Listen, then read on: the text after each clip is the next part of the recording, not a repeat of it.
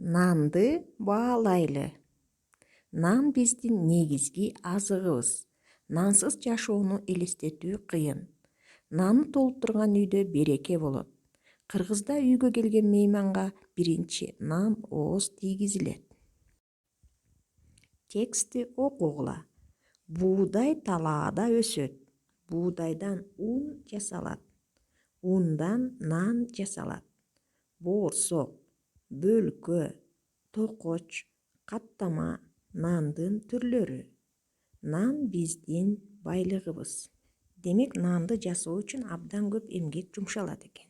Буудай каякта өсөт экен? Талаада өсөт экен. Буудайдан ун жасалат экен. Андан кийин ундан камыр жууруп, анан ачытып, андан нан жасалат экен. Нандын ар кандай түрлөрү бар экен. Боорсок, бөлкө, токоч, каттама булар нандын түрлөрү болот экен. Нан биздин байлыгыбыз. Текстти өз алдыңарча окуп чыккыла.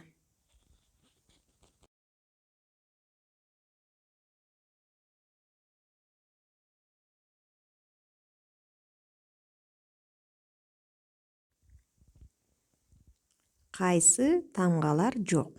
Бул жердеги боштуктарга тиешелүү тамгаларды коюп окуйбуз. Демек, боорсок, токоч, бөлкө, каттама.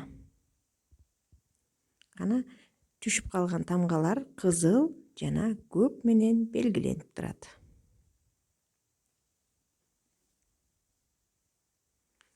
Нанга аяр мамиле жасоо керек. Нанды тебелебейт.